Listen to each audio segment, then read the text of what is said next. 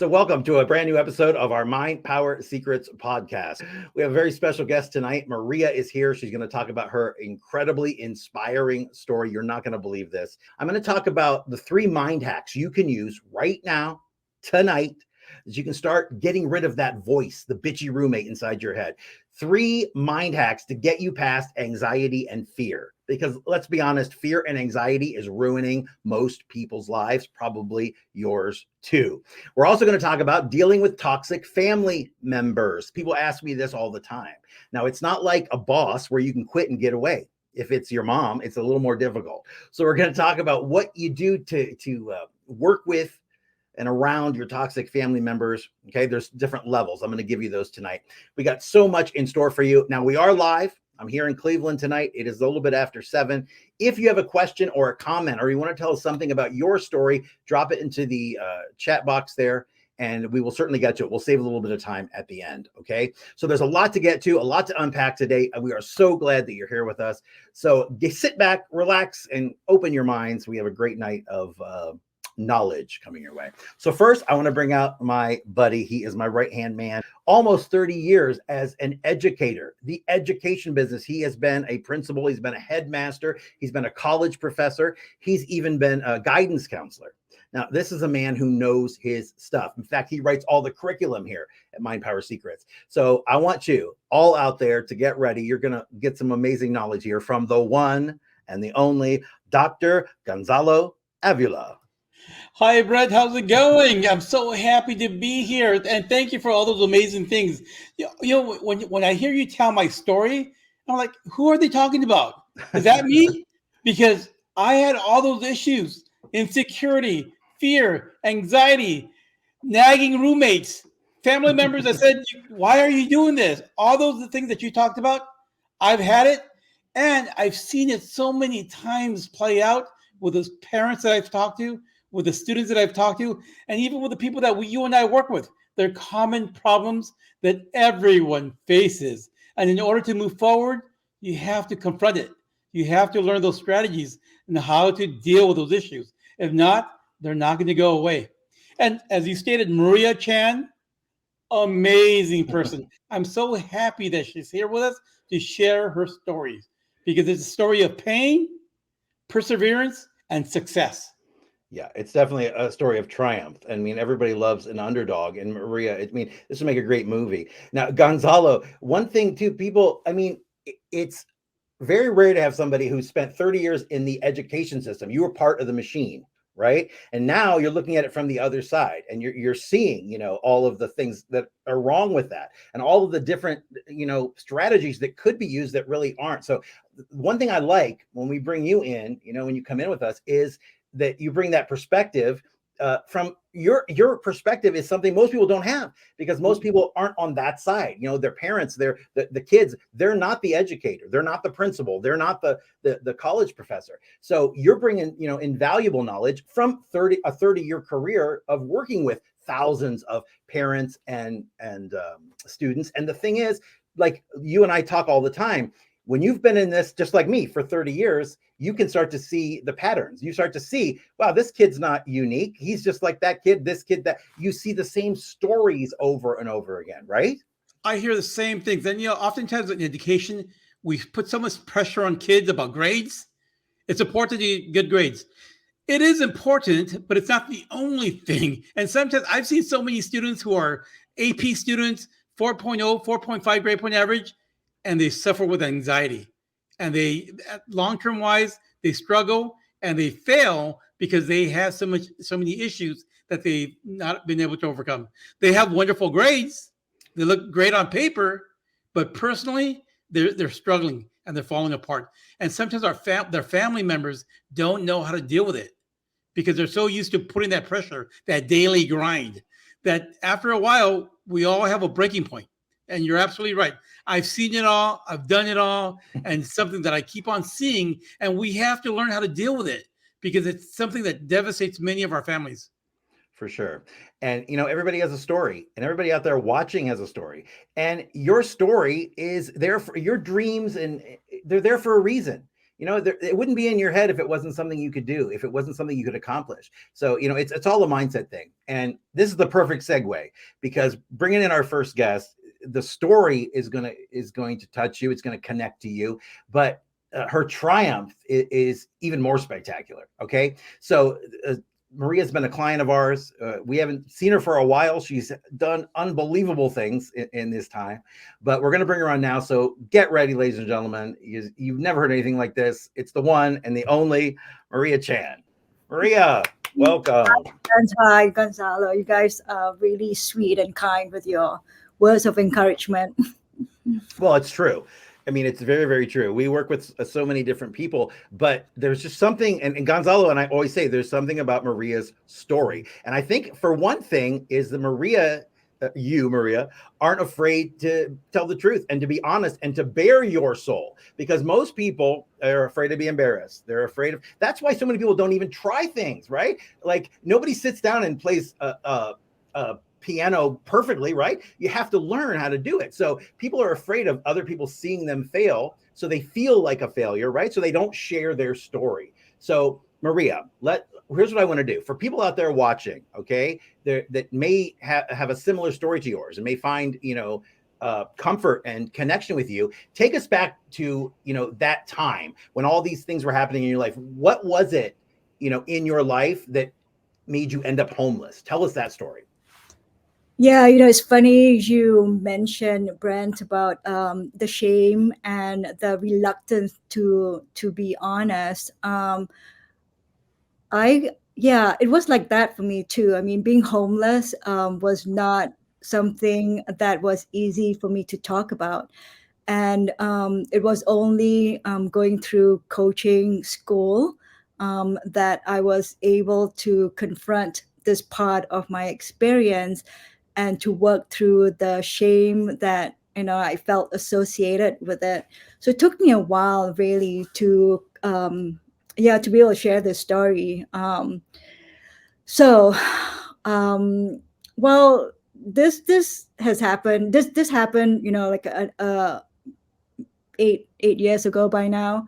And I was working in a nonprofit organization. I was kind of like a live-in counselor for a group home, and the program expanded too quickly. I think too quickly, and so the funds were not coming in, and my program got cut. Mine was the smallest of the program, and so it got cut, and it happened so quickly. Did not have any prior notice or warning about it. And so so I lost my job, found that I lost my job, and didn't really have a place to stay, and I thought it would be a temporary thing, but that maybe it was, circumstances, economy was not good.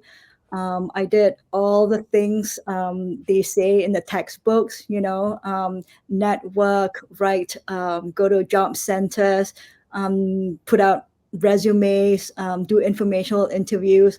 I did all of that.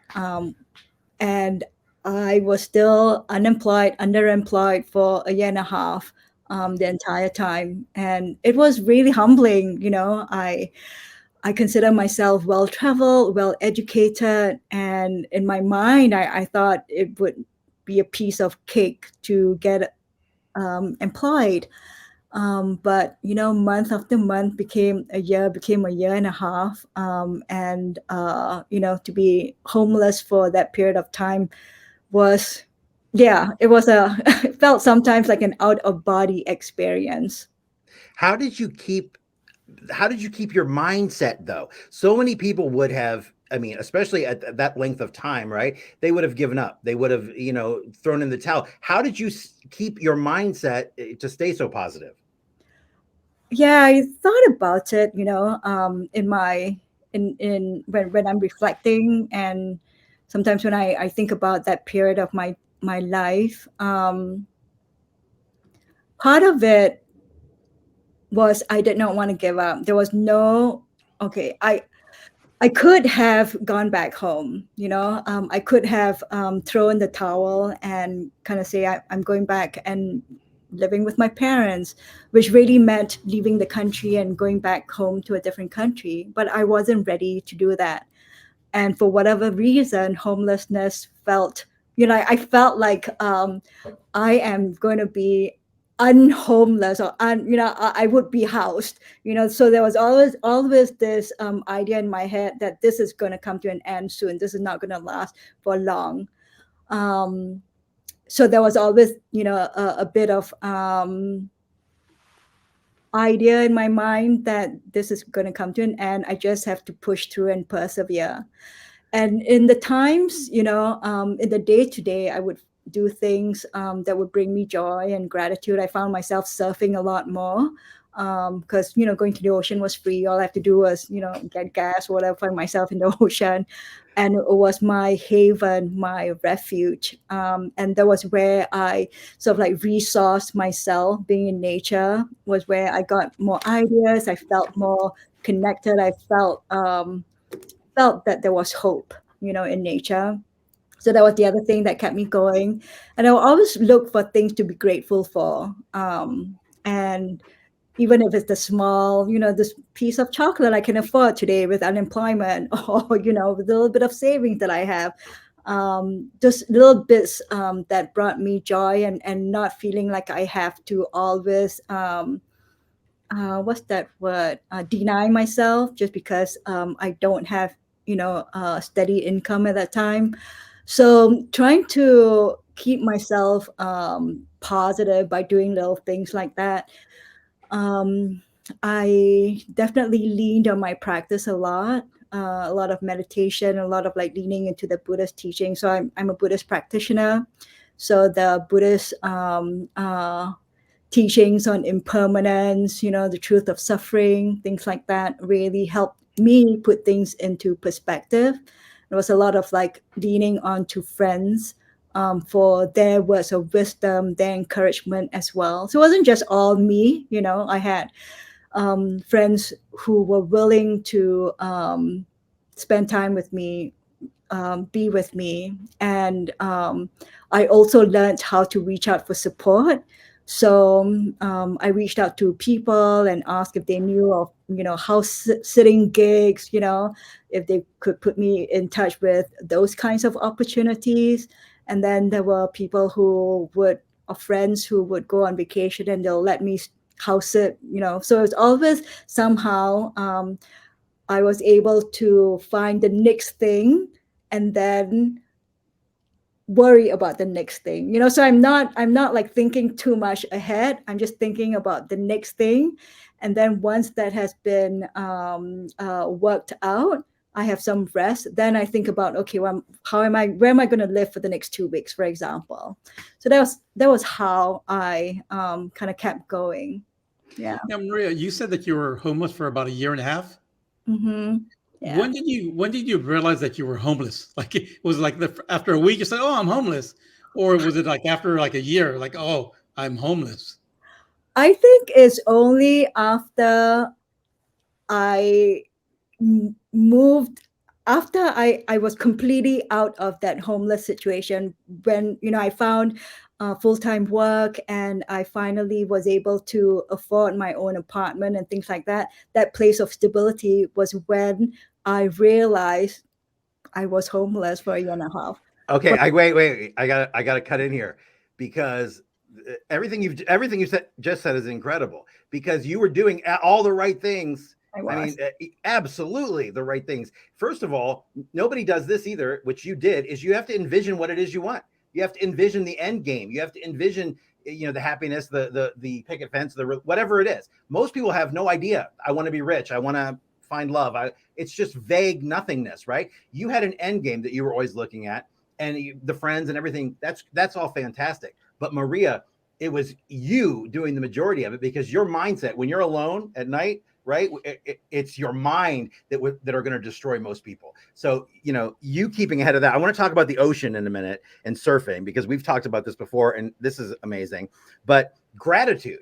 Every morning I do an hour meditation in the morning, an hour meditation in the evening, 20 minutes of chanting. I also do gratitude every day. And so I just take 2 pages and I write down all the things every day that I'm grateful for. I fill notebook after notebook like that. Because when you feel grateful for what you have, it's like you get more things to be grateful for. And you really give yourself the feeling, you know, when you're writing it down. So gratitude is so important. And I love the idea that you didn't think you were homeless until you weren't homeless anymore, because you didn't fall into the, oh my God, I'm homeless trap, right? Poor me, blah, blah, blah. You didn't even come to the realization really until you had a home again. So you did everything. I mean, it's amazing how, you know, you leaned on, it's almost like we know the answers. They're inside us. We just have to find them. It's like we've been disconnected to them from so long, but you got the right advice from yourself, from inside yourself by leaning on your practice and meditation. You picked up all the right things. I mean, it's just incredible, right, Gonzalo? It's amazing. And I think, Maria, like when you tell your story, because oftentimes like we have certain images of homeless people, right? And sometimes they're negative. And in reality, the reality is that most of us are about 3 paychecks away from being homeless. So it can happen to anyone. Yeah. And I love the fact that you said, I just worried like day to day. Because oftentimes we plan like next year and 5 years, right? You were just really focusing on the next day. I mean, your long-term goals were just surviving that day. And as long as you can make it through that day, you can focus tomorrow on tomorrow without worrying too much about things that are beyond our control. So one of the Buddha's teachings, you know, always talks about it's no point ruminating about the past because it's over. It's no point thinking about the future because the future is not here yet. You don't know when it's going to come, really. So all you have is really the present. And for me, it really reduces all the different things that were worrying. You know, all I had to do was to figure out today, where am I going to live? As long as I'm safe, you know, I have some like access to food and water, then I can, you know, ground myself in that safety and then figure out the next step. And there's a quote that I really like that says, life is like riding a wave. To keep your balance, you gotta keep moving. And I want to say sometimes, you know, sitting still is part of moving. For me, I had to sit still so much, but that helped me move in a way that was more clear-minded and with a lot less anxiety attached to it. I mean, it's not that I didn't have anxiety. There were, you know, many moments where I kind of felt like, what the heck am I doing? Maybe I should really just go home. You know, why am I bugging people or being a bother?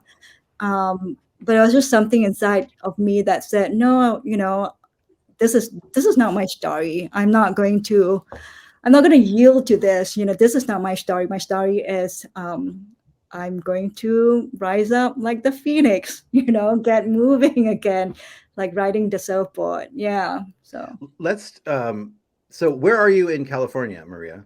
I'm in Richmond. So not too far from Berkeley, San Francisco.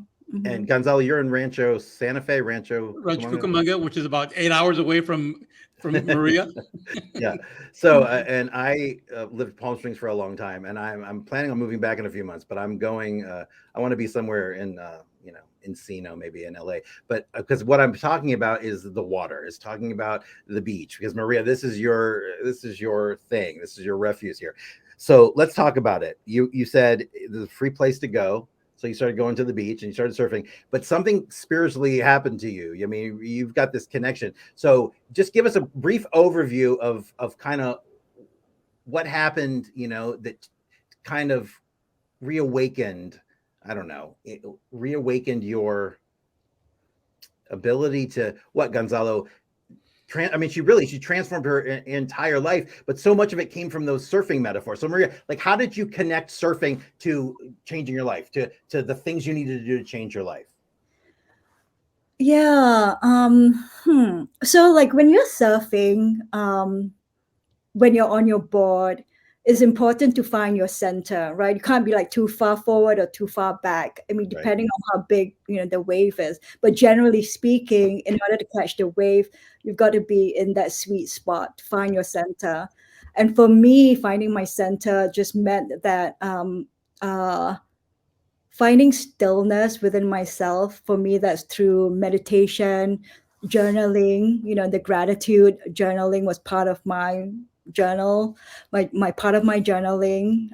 Finding my center was looking for things that brought me to the present. So, like I'd be going on a walk or walking on the beach, I'd make myself be really in tune with my environment, the seagulls, the seals, the salty air wind, feel of the sand on my feet when I'm walking to the beach. Those kinds of things really helped ground me as well, and to remind me that my life isn't just the homeless piece. There is more to my life than that. And life, is still a wonderful thing to be enjoyed. The circumstances does not, that one piece of my circumstance does not make my entire life. And so that's why I went to the beach so much, and that's why I got into the water, because once paddling out, there's that sense of like, I'm confronting the waves. It's huge and big, and I always feel like I'm a beginner. I'm a forever beginner. But every time I go into the ocean, it's like, oh my God, there's this wave coming. All right, I've got to like put my mind and paddle and go over it. And then there's this little bit of accomplishment. I did that. So the homelessness became like non-existent in that moment, because I was able to do something that seems a bit scary, for me, even as a surfer. Scary. And then being in the water, like straddling my board, watching the seagulls, hanging out with the seal. There's always a resident seal that comes bobbing around, those kinds of things. And then, there are other surfers around. So there's a sense of connection too, where I did not feel isolated. I did not feel like I was just alone. And there's just something about, just the salt air, the sea breeze, that just makes life okay. In that moment, things was okay. I was not hurting for anything. I was okay.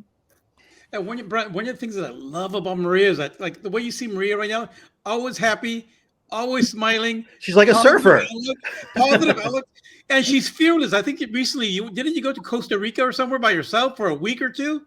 I mean, Yes. fearless. Like this experience had really grounded her, because she said about silencing that voice or finding herself.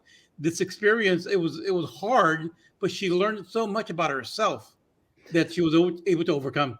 And they say, oh, rock bottom for some people, you need to get there to, but that's not rock bottom for her. And what I love about it is she never even thought about it that way. So she wasn't, because a lot of people, they don't understand that advice. They can't take it, because when they're at rock bottom, they are so full of self-pity and self-denial and so many things, they don't even realize what's going on. And the fact that Maria never really connected that, but she's finding all this connection in surfing and the different, staying on the board and how you have to balance. And I just love how you take that and it turns into life advice, because you being afraid of the giant, you being afraid of the world, it's such, the metaphors are so strong there.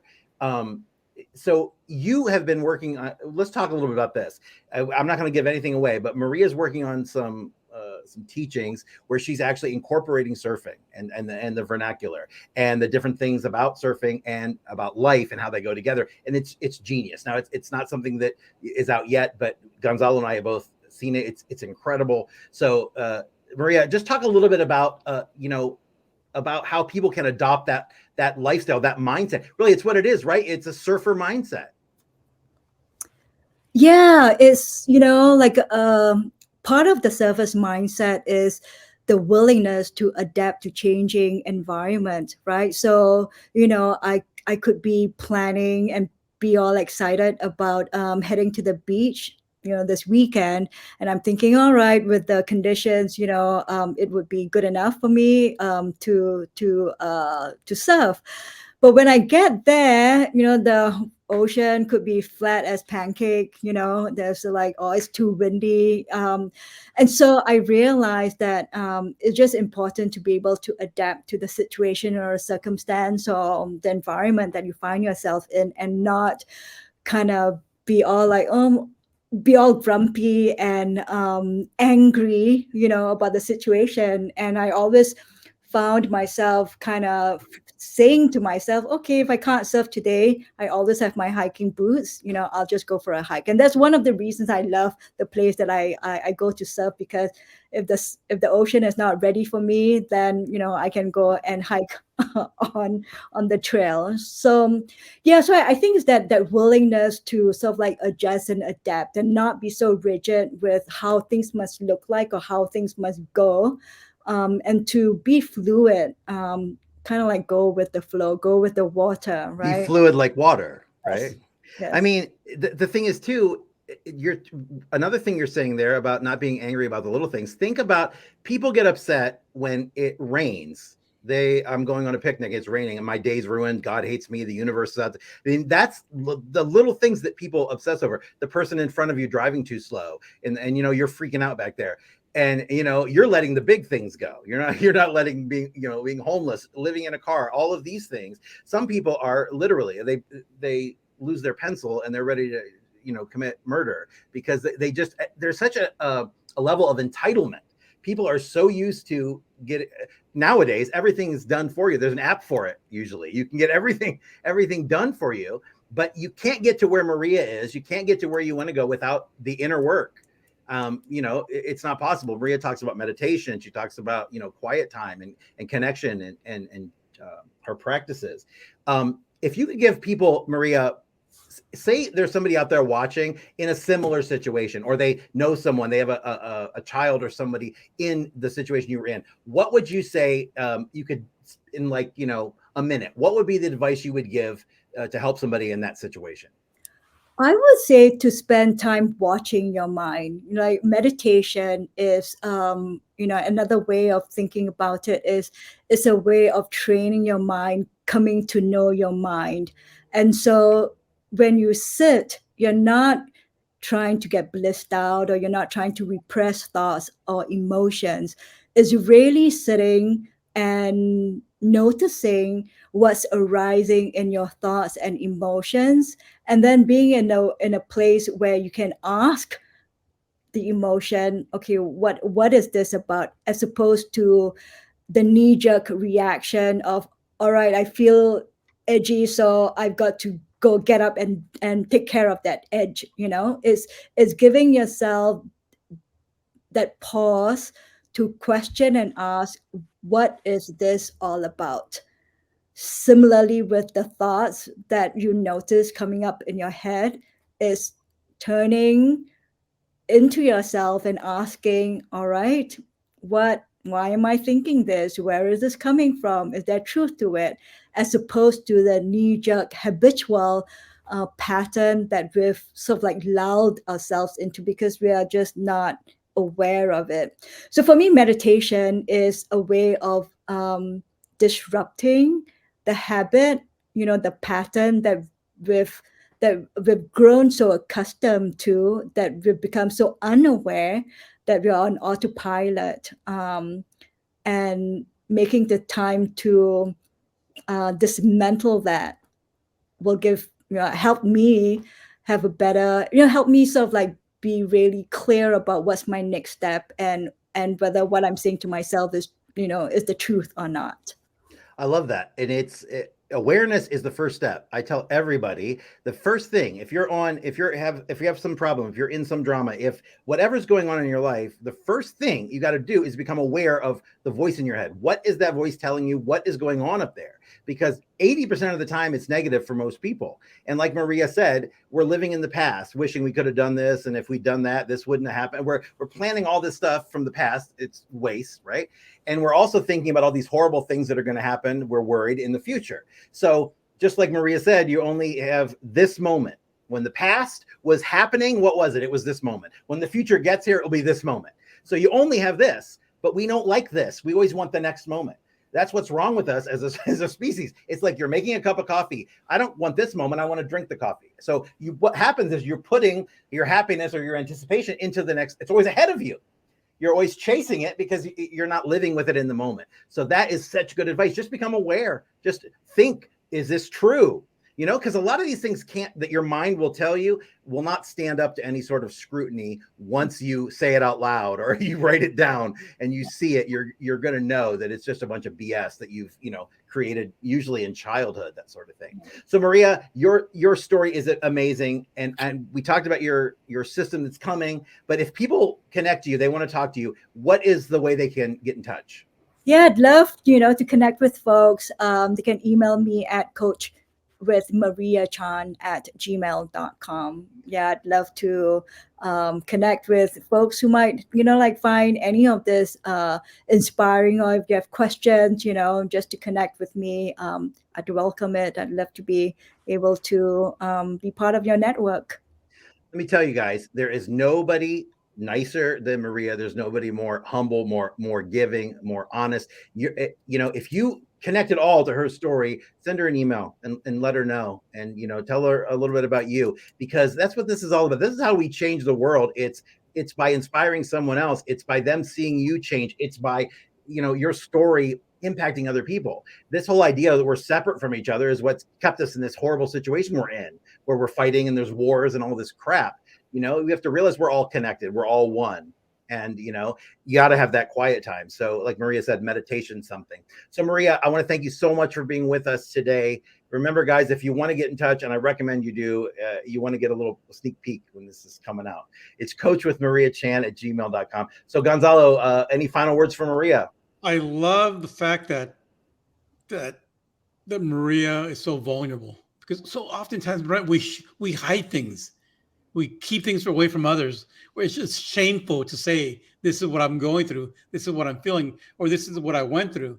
But in reality, the human experience is about experiences, good and bad. And there's so much learning that we could take away from Maria's experience, because of the fact that not only did she overcome it, she really learned a lot about herself. And now she's helping others, which is what a gift to give to other people. So I strongly recommend that people reach out to Maria, because Maria is the nicest person ever. Always a smile, always full of hugs, and always full of positive energy. Yeah. Thank you so much, both of you, for the opportunity to just, talk and connect. I've always loved connecting with both of you, and, appreciate the chance to kind of share my story. Well, we appreciate having you here. So thanks so much, Maria. Let's all say goodbye now. It was Maria Chan. Thanks, Maria. Thanks, Maria. Wow, what a wonderful story. And we don't have a lot of time to go into it, but I mean, just the idea that a woman living in her car is able to keep the positive attitude and keep in her mind of what the end is going to look like. She's not, and never even realizing that she's really homeless. That idea, I mean, that's going to stun some people, but that's exactly what it takes. It's that belief. And, who's got to believe first? Guess what? You do. Nobody's ever going to believe in you the way you have to believe in yourself. So the idea that, man, she just kept that positive attitude. I mean, anybody can learn from that. And that's amazing life advice. Brent, a year and a half. That's a long time. Right? I mean, it's crazy. Yeah, it is. And like you said, the mere fact that everything that we've talked about, right? That in regards to how do you overcome small steps, right? Don't plan way ahead, positive self-talks, quieting that noise. Yeah. And it's hard because it's so noisy out there. How do you quiet that noise? For sure. I mean, so many people have that wild monkey inside their head. They think that they're a slave to that, but we are in control. We just have to understand it. We have to take control. So we're going to talk about it a little bit, because people write us, Gonzalo, you see the messages and the emails and the Facebook messages from our Facebook community. There's so many people dealing with fear and anxiety, and it's because like 98% of us are. I mean, I tour the world still. I mean, I was just in Japan and other places, but I used to wake up with the most crippling anxiety and never even know why. I mean, you're suffering with this, I mean, night sweats, and it's just the most horrible thing in the pit of your stomach, and you have no idea why. And so many people say the same thing. I don't even understand what's going on inside my body. We're so disconnected from the body. So, fear is a dream killer. It's the biggest dream killer there is. So if you're feeling that, especially, in today's climate, you're not alone. Every successful person, I've worked 30 years with billionaires and celebrities and athletes. None of them have been without fear. They just know how to harness their willpower, how to get past that fear. You know, they say the road to hell is paved with good intentions, but you know what? The road to success, it is littered with fear. So don't think that these people made it to where they are without fear. You know, the biggest difference between someone that is wildly successful and someone that is not, guess what? It's the courage that they have to take that significant action over and over again, because it's repetition, right, Gonzalo? We got ourselves in this, whatever shape we are in, okay, whatever situation we're in, it's repetition. We've done bad things over and over and over and over again. It's going to take this same also, repetition. I think what you said, when you talk about fear, it's like fear it doesn't happen overnight. It builds and builds and builds and builds. And before you know it, you're going to the doctor for medication, anxiety medication, ulcer medication, stomach medication. And it's never over then. Right. And then once you're done with that, then you're drinking, you're smoking, you're doing other stuff, but it all was over time. Yeah. It takes repetition of the good things, of the right things, to break these mind patterns you have, to break these belief patterns that you have. Everything wrong in your life, I can tell you, is a mindset problem. Almost everything, even down to health. So you have to remember that, and you have to look at it that way. Okay. It's a mindset thing. Today, I'm going to give you 3 of my favorite mind hacks. And I was working on this, and Gonzalo knows I was working on this for the last couple of days, and I always like to over deliver. So I'll tell you what, I couldn't pick just 3. So I'm going to give you a couple of bonuses here, and it doesn't matter. You pick and choose your favorites.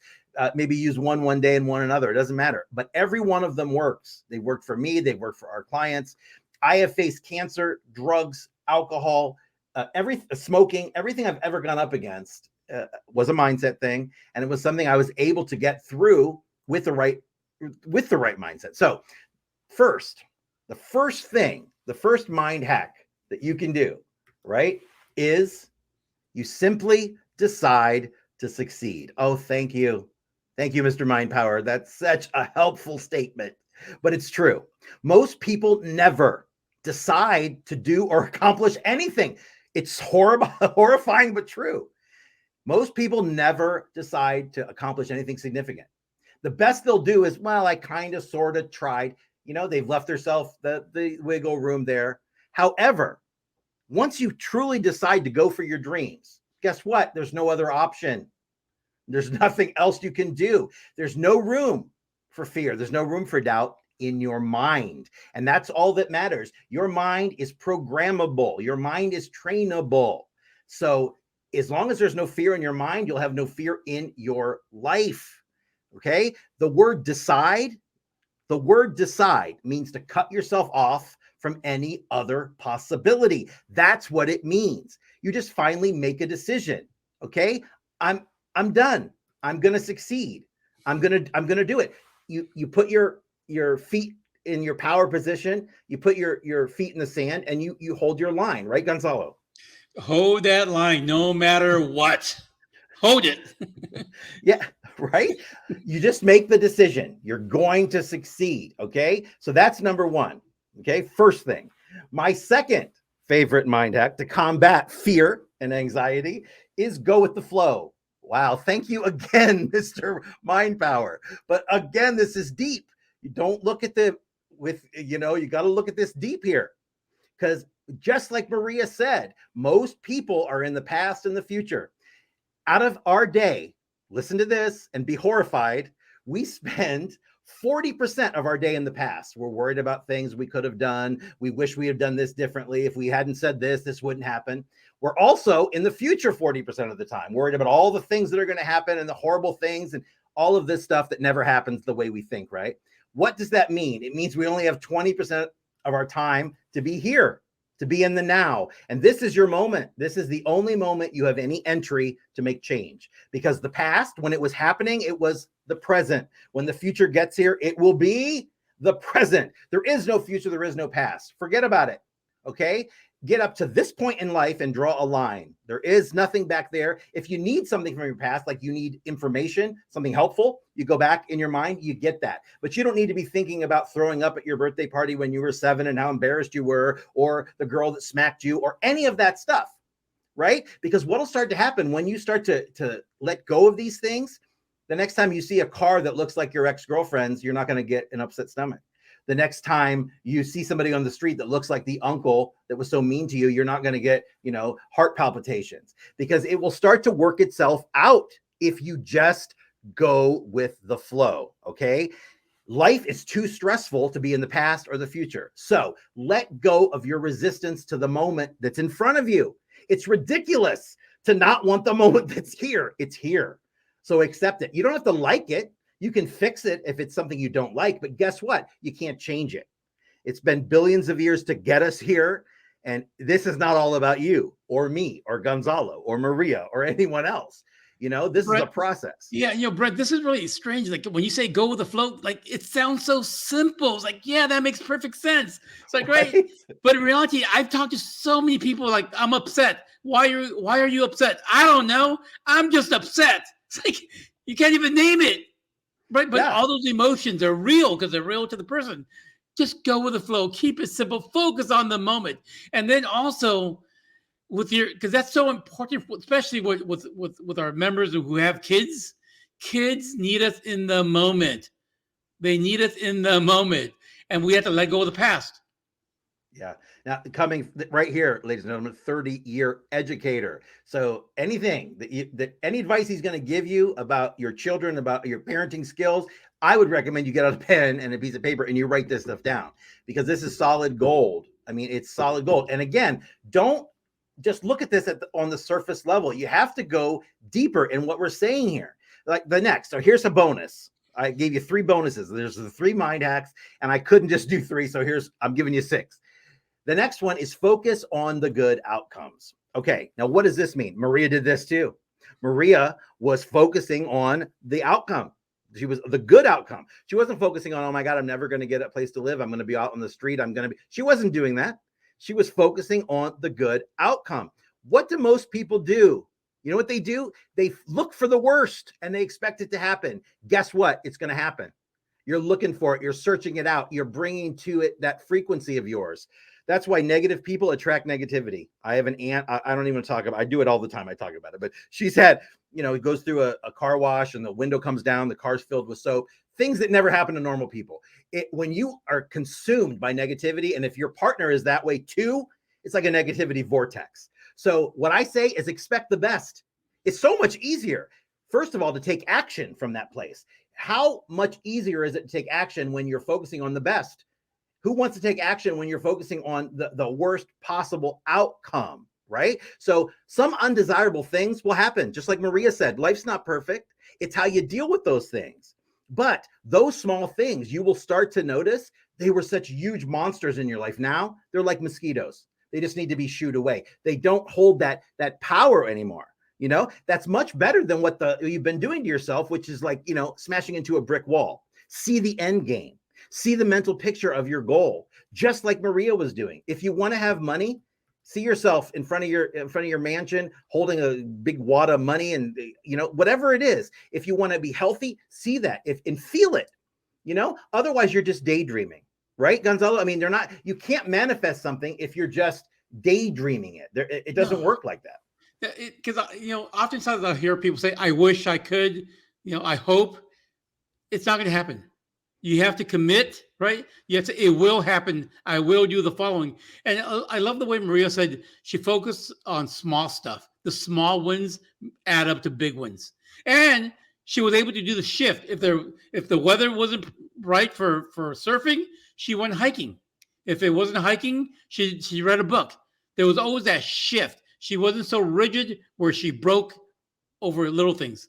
Yeah. I mean, it's absolutely the biggest journey you are ever going to make is the 3-inch journey inside your mind. It's definitely a mindset shift. You flip that switch and it's going to start to change your life. So again, this sounds like, excuse me, trite advice, but learning to relax. For fear and anxiety, this is the biggest thing. Okay. When you feel stress and you feel anxiety, you can feel it coming on. Gonzalo, right? When stress and anxiety, it doesn't just overwhelm you all of a sudden normally. You can feel it building. We don't deal with it at the beginning, right? We let it overtake us. So when you get red flags, that's what a red flag is. Your body is going to send up those signals. Wait, something is not right here, right? So you've got to learn to relax, okay? To a large extent, our psychology follows our physiology, okay? So the mind follows the body. Breathing is a great way, okay? Maria does her, I chant as well, but she does her meditation as well. Breathing is an amazing thing. You know, I do a transcendent breathing exercise before meditation to kind of get you in the zone, right? So taking a deep breath will automatically bring you into the moment. If you're looking for a way to be in the now more, take a huge deep breath. There's no way you won't be pulled back into the present. Okay. So that's a really easy thing to do. Okay. Use the control to your advantage. Give yourself a mantra, like everything always works out in my favor. Keep that in your head and say it to yourself a few times a day instead of the things you're saying to yourself now, all the negative self-talk, right? Gonzalo, start becoming the policeman of your mind, control your mind. Yeah. Learning to relax, right? We can't learn anything new if we're uptight. Right? We can't accept people if we're uptight. So you have to kind of breathe. Brent, I always do that whenever I go into especially those difficult meetings, difficult conversations. I always take a few minutes, 10 minutes outside of my car. I'll meditate, I'll breathe, and I'll have positive mindsets. And then I go into those meetings better. Because if I don't, I'm going to go in there really hostile, and I'm actually going to make it worse. Yeah, you can fix your mindset in 30 seconds. A little bit of breathing, a mantra, and what'll happen is the more you do these things, the more you bring awareness to it, you'll start to get time. Next time drama happens, instead of being sucked into it and not even realizing, it'll give you time. You'll be able to make a decision and go, is this worth my peace? And 99.9% of the time, it's not going to be worth your peace. You're not going to want to get sucked into it. So that's what will happen naturally. You don't have to relive your pain. You don't have to do like a therapist and go through all of the horrible things that happen. No. These things will leave you automatically as long as you start turning inward and start looking at what you're thinking. Okay. Next, fully engage in your life. Now, what do I mean by that? Well, first of all, stop looking at the news. Okay. I did this years ago. I look at headlines occasionally, especially politics here in the USA, things like that. But I stay away from the news. The news is designed to scare the hell out of you. Okay. They say if it bleeds, it leads. The bloodiest, goriest, most horrible story is always the first. The good things, if they're there, are always the very end. Nobody watches that. That's what they think. There's no ratings for that. It's all this horrible stuff. So disengage yourself because the news is too negative. Especially when you're seeing it from one outlet or another. Could be Fox, could be MSNBC, whatever. Okay. So find something interesting to do with your time. Just like Maria said, she went and that's how she found the beach, right? If you're conquering less stressful things all day long, the more stressful things don't seem so bad. So not everything has to be, turmoil, gloom, and doom and gloom. Take a piano lesson, go hiking like Maria, go skydiving, whatever. Go out for a walk, whatever it is, but it will make your life more interesting. You'll start to meet other people.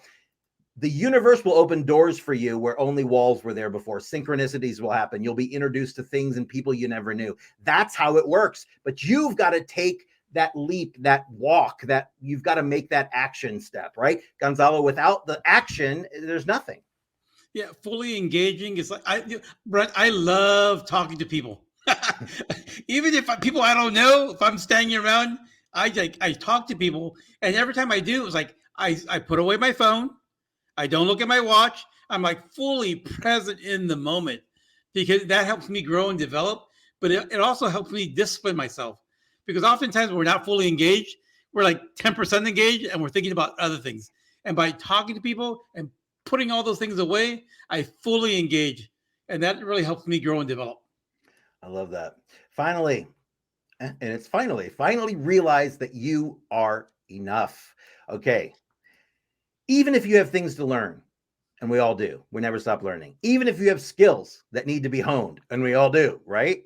That doesn't mean that you're incapable of whatever task is at hand. So plan to acquire the resources you need, but do everything you can with the resources you have right now. Okay. You are enough where you are. You have the most incredible supercomputer ever invented inside your mind. You don't have a manual. You don't know how to use it, but yours is the same as the next guy's, is the same as Jennifer Lopez, Matthew McConaughey, whoever. you look up to or want to emulate, you're all working with the same basic equipment. Okay. 98% of us. What they can do, you can do too. This idea that you can't do it is something that's in your mindset. It's in your belief system. Okay. It's one of the things you got to work on. So realizing that you don't have to go out and become enlightened for this to work. You don't have to go sit in a cave and meditate for the next year before you can, get the help that you need. It is already inside you now. You got to flip the switch, right, Gonzalo? Oh yeah, we live in a world where we're always comparing ourselves to our neighbors. Like it's never enough money, never enough time, never enough the size of the house, size of the car. But in reality, it's not about the material things. That's important, but it's not as important as the love from a family member, the devotion from a spouse, healthy kids, being present. Those are the little things that oftentimes are free, but we don't really appreciate them because they're for free.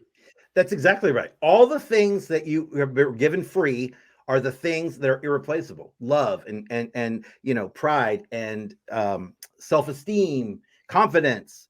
All of those things are free, and you granted them to yourself. The house, the cars, all of that is going to go. It could come and go, right?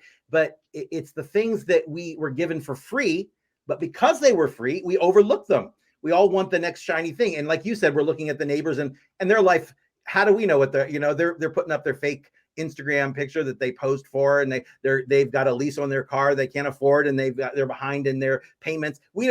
Everyone's life looks perfect until you look behind a little bit, So just remember this. The mind has got amazing properties. I mean, it can heal you. It can heal you physically. But think about this. Try to be in a constant state of anxiety and stress and see what happens, because you're going to get all sorts of ailments. You're going to get, ulcers, and the anxiety you're going to get heart palpitations, and it can lead to stroke, heart attack, all sorts of things.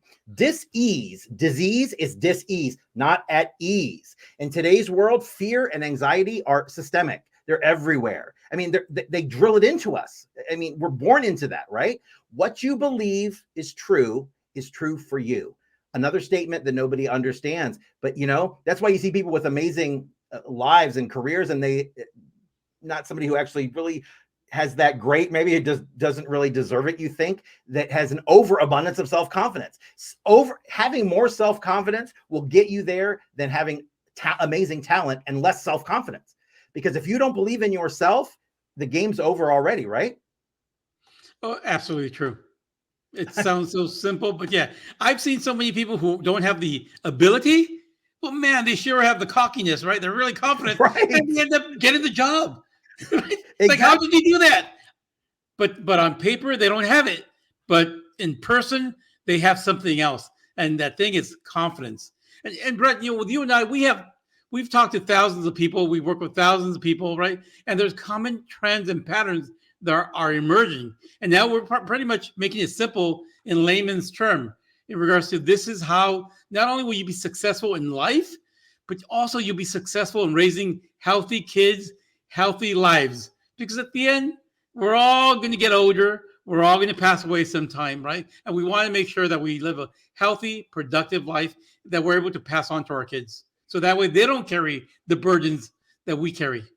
Yeah, I mean, you can leave your kids a legacy where you are the person who breaks the entire generational curse in your family, where you're passing down hate from one generation to another, where you're passing down, negativity to your children and telling them they're not good enough, or that they have to do this or they have to do that. You can break that. You can be the person who steps in and changes the entire course of your family line just by taking control of your own mind. That's all you have to do.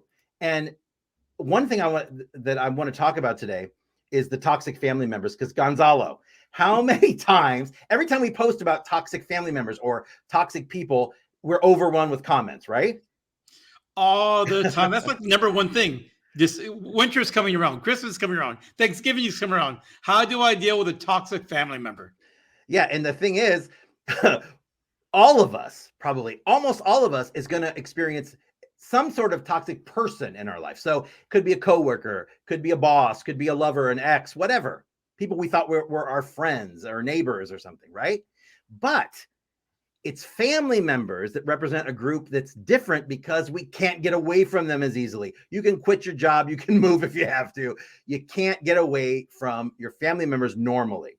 So that means it's so much harder to deal with simply because we can't get rid of them. So it's more complicated when people are blood relations. Okay. When you're family, you're going to need to be around them usually on certain occasions. So the first thing I want to do is talk about what is a toxic person, because people say, oh, my mother's toxic, my brother's toxic, my ex, my this, my that. If they don't know someone toxic, it's usually them.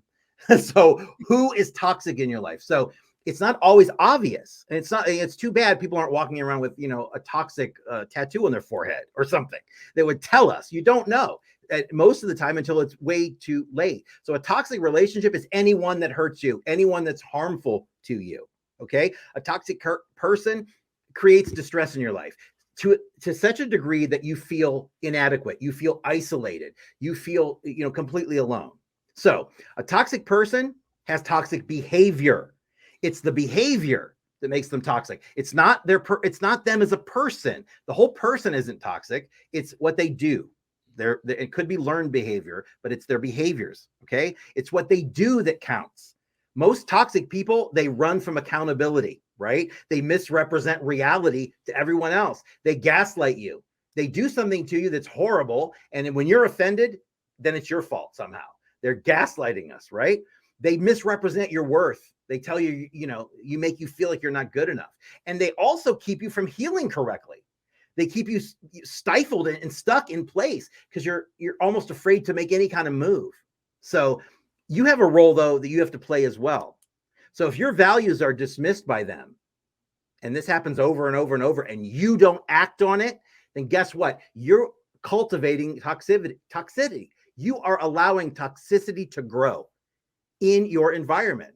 Right, Gonzalo? You've got to stand up and take a stand against it, right? Yeah, they take away so much energy, right? It's like you're stressed going into the situation. After it's over, you still carry the stress and anxiety a week or even a month afterwards, or even years, right? And the sad thing is that it doesn't just happen overnight. It's like years, right? There's toxic people around us for years and years, and we allow it to happen. So how do you empower yourself? Because oftentimes it's not only one toxic family member, it's multiple. Yeah, because they feed off each other. And if you're brought up in that, in a family with several kids, or you're all growing up with that. So it's part of your DNA. And it's part of you're not just dealing with your struggles. You've got your parents' struggles, their parent. You're got a whole family line of dysfunction usually that fears and phobias and racism and all sorts of things that aren't yours. You weren't born with that. It came into you. It's a learned thing. So I want to talk about the 3 levels because this is important. Okay. There are 3 levels that you have that you can use here. Okay. With people that are toxic. So I'm going to go in order. We'll start with the first, which is cordial contact. Okay. This is for you just starting out with setting guidelines and boundaries. Okay. You want to start setting limits on these toxic people. And so the very first thing is cordial contact. So I call this fake it till you make it, right? In the presence of your toxic family. So in this area, cordial contact, we're very mindful not to be too self-revealing. We don't want to give them too much ammo. We don't want to give them anything they can use against us later, okay? We make sure to keep conversations and emotions superficial, positive, largely away from, not about the family, not about the toxic family members for sure.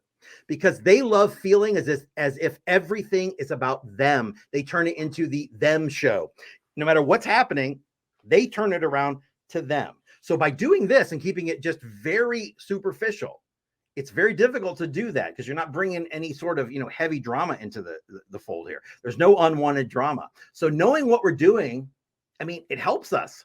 We avoid beating ourselves up because otherwise we're PO'd at ourselves for always giving in. And you're going to go and you're going to beat yourself up because you're always acquiescing to the needs of this toxic family member, right? Just to make them happy. You're going to beat yourself up. Brent, I don't know if you find yourself in the situation where sometimes we try to change the toxic person, right? Like our mission is to change them, to make them better. But in reality, you're not going to change them. You have to accept for the way they are. And then, like you said, cordial contact, limit your time. You don't have to stay with them all night long. 5 minutes, 2 minutes is enough, and then you move on. Yeah, and with a normal energy vampire, somebody I would say, is like you walk up to on the street, right? And they say, "Oh, how's your day?" And you say, "Oh, it's fantastic. How's yours?" And they go, "Oh, and they start telling you their story. Now, those kind of people, you just can get away from, right? You can act like you got to leave and go. It's much harder, like you said, when it's a family member, when you're at a family function. So cordial contact is just the first level. Okay. This is not for those super manipulative family members. This is for you're laying out your very first set of strategies here. Okay. We're going to take you step by step. So this is the first thing you're going to do. The problem is our manipulative family members, they don't like it when things are too peaceful. They don't like it when things are cordial. They like to get under our skin because that's what gives them attention. Okay. They want us to lose control. They want us to lose our objective, right? Because what that does, it puts us back into their web of destruction where we're stuck and they're manipulating us, right? So superficial, you don't talk about anything deep. That's level number one. So Gonzalo, anything you want to add to this? Yeah, and you know what? They enjoy it. They enjoy it. It's like you make their day. The more you get upset, the more they hurt you, the more you cry, the more empowered they become. Yeah, they're like, yes, I did it. It's so sick. I mean, it's really a sick dynamic to the relationship. So let's pretend in this situation that the person is not just slightly toxic. This is somebody, really hard for you to deal with. So the next step out of the three is low contact. So the first was cordial. The next is low. Now, what does that mean? Well, it's initiating a relationship of low contact. We choose only to see them or talk to them at family gatherings or major holidays. Outside of this, we do everything we can to avoid them. We don't go to lunch. We don't go to dinner. We don't go to places where they're going to be. We don't do that. Okay. It may not be easy, especially at first, but this is for you. You're doing this to save yourself. Now, this option will work for a while, I tell you, but toxic people who are truly toxic, they're going to catch on real quick. And they're going to do everything they can to force their way back in, whether it's apologizing, whether it's telling you how wrong you are, whether it's going to other family members and complaining to them. The bottom line is when our toxic family members notice we're pulling back from them, they are going to escalate their manipulations, right? And why do toxic people do that? Because they don't respect our needs of our own space. A toxic person, like Gonzalo said, it's all about them. So they don't want to get exposed, right? They don't want to lose. So the middle ground is the worst place to be with a toxic family member.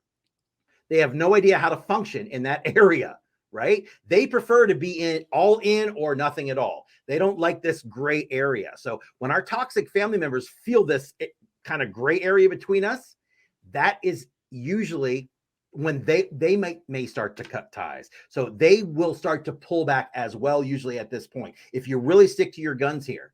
So Gonzalo, low contact, anything to add about this? You know what I tend to do with those family members that I'm doing low contact, instead of answering that phone call, I have them send me a text message. I don't answer the phone call because I already know what's going to happen. 40 minutes, an hour later.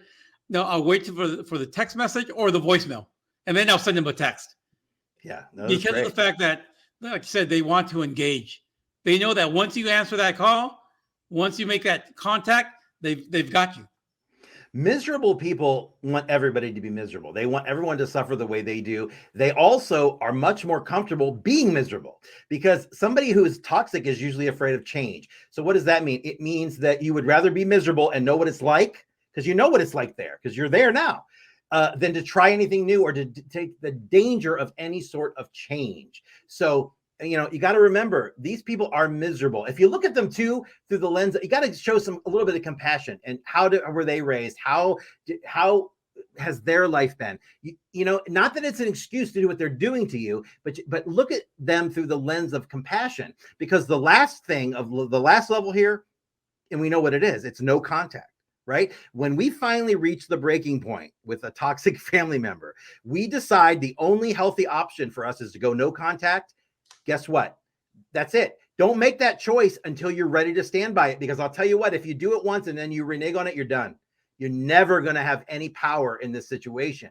So the only healthy thing to do is no contact. We're at the front lines of this war now, right? It's challenging. It's freeing. It's a painful decision, but it's going to give you your life. So if you're at this place, we can trust that we more likely took so much abuse, more abuse than we ever deserved, right? Assuming we deserved any of it. So if we reach this point, it's okay. If you have to do this for you, it's all okay because it's all about you. You've got to put yourself first. We can trust that we were pushed to it by the toxic family members. We can't. Don't use this as an excuse. Don't use this to get out of a situation that you're guilty of. Okay, this is for people who are really decent people dealing with toxic family members and they don't know what to do. Don't use this as your scapegoat. Okay, don't ever feel guilty either for protecting ourselves. We have every right to protect ourselves for people, especially from manipulators. That's emotional abuse, right? At one point, we loved our toxic family members so much, we wanted them in our life, but yet, though so many points in time, we sacrificed our happiness. And why? We sacrificed our happiness to serve their happiness. We shut our mouth when we wanted to speak up for them. When somebody says, "Oh, you can't go there with me," yeah, guess what? You can't mention that because I'm going to get upset. Screw you, right? You never did what you wanted to do because you thought doing what they wanted would be easier than dealing with their drama. So you got to understand. Brent, when you say no contact, right? Because it's hard, right? Because people say, but they're my uncle, but they're my brother, they're my sister, right? But one thing I've come to learn is that like toxic people will hurt you, and then they'll hurt the people around you. They'll hurt your spouse, they'll hurt your kids, but we're there to protect our loved ones. And part of protecting them is walking away, having the no contact. Because at the end, we need to protect ourselves because they're tearing us down. And also they're tearing our family members down. And sometimes the best thing to do is to walk away and have the no contact. For sure. I mean, you got to shut that door sometimes. It's really, you got to look at for yourself first. So if you're dealing with somebody in your life that's toxic and you don't know where to start with that. Start with that cordial contact, but don't let them walk all over you. If you got to step it up, then you got to step it up. Draw a line in the sand and make this the time you're going to do it. And like I said, don't decide to do it if you're going to change your mind. Don't, because as soon as you say it, you're going to do it and you pull back, you've lost any kind of negotiating power you're going to have. And these people are going to run roughshod over you for the rest of your life. So that's how you deal with toxic family members. Gonzalo, anything on that topic before we move on? And toxic, Brent, there might be family members, there might be friends, long-term friends, right? There might be coworkers, like you said, they're out there. So because we want to make sure that we're happy at the end, right? Sometimes we have to protect ourselves and worry about ourselves, not worry about other people. And sometimes we have to let people go. In order to grow, you have to let people go. I love that. And I want you guys to see our motto here, because we live by this. And you know why? Because this is so important. Again, it looks like just don't look at this from, just the perspective of not going deep, because something good is going to happen to you. But guess what? You've got to believe it. So many people don't believe it. They don't believe they can have what they want. They don't believe that they deserve what they want. So you've got to give yourself permission first. Something good is going to happen. Just believe it. All right, guys, if you're watching this and you're not a member of our Facebook community, you need to be, because we have a private Facebook group. It's not public. We do a lot of deep teachings in there. And we have so many amazing people, thousands and thousands of people. They are like-minded people. They are just like you. They are ready to empower themselves to make change. I've been doing this for 30 years, and I'm spending the whatever years I have left teaching this to everybody I can, because this is how we change the world. If you want to come join us, like I said, it's private, no spam, no selling. It is a place, a safe place, a community where you can come, you can learn my strategies and techniques, Gonzalo's. We can teach you how to take control of your mind. So go to brentsgroup.com, no apostrophe, it's brentsgroup, one word, .com. You'll get your free invite. You'll be able to come and join us. And I'm telling you, it will change your life. We see people talking about it each and every day, about how much this group is changing their life. Everybody else is selling you something, part A, part B, part C. They never give you everything. You're always on the hook. We are teaching my entire system, piece by piece by piece. So come join us. Again, it's brentsgroup.com. And also, if you're just starting out, you don't know where to go, you don't know what to do for your very first foray into mind power, how about my free book? It's 5 Steps to the Perfect Mindset. The 5 things you can do right now, today, to start transforming your life. And I don't just mean change. Change isn't enough. We want you to transform the caterpillar and the butterfly. The butterfly can't go back and become the caterpillar again, right? Because it's been transformed. That's what we want for you, complete transformation. Not this thing where you do a little, you backslide, you do a little. It's transformation. So go to brentsfreebook.com. You can download a copy. It's absolutely free. It's our gift to you. It's only about 50, 60 pages. You can start using it today. So do it, brentsfreebook.com. Gonzalo, any final words for our friends watching out there? I think, the final words is really, we are not alone. We're a community, right? We care about one another, and we want to make sure that people don't suffer, and that people also stop the hurt, the pain, right? It has to stop somewhere. Why not stop with you? That way your kids could live a happy, joyful, successful life. Amazing. All right, Gonzalo, I will see you this weekend. We're going to get together. We have a lot of planning going on. We've got some amazing new things coming out for you guys. I'm excited about it. So, Gonzalo, thanks for being here today. This guy is my right-hand man, my executive producer. He's the guy that everything we do, we negotiate, we talk about first. We're really trying to give you no fluff, the tools that you need to take you from where you are now, wherever that is, to where you want to be. That's what we do here. Okay. So Gonzalo, thanks for being with us today. Say goodbye to everyone. Bye. And Gonzalo will be back with us next time. So I'm going to give you my final word now, because I'm going to do this each and every week and just give you a little bit of motivation before we leave. When we plant positivity into our mind, plant those positive thoughts, they blossom. And guess what they blossom into? Joy and happiness and blissfulness and ecstasy and love. But when we do the opposite, we plant negative thoughts in our mind. It's just like planting seeds, right? You're going to get whatever you plant. You plant corn, you're going to get up comes corn, right?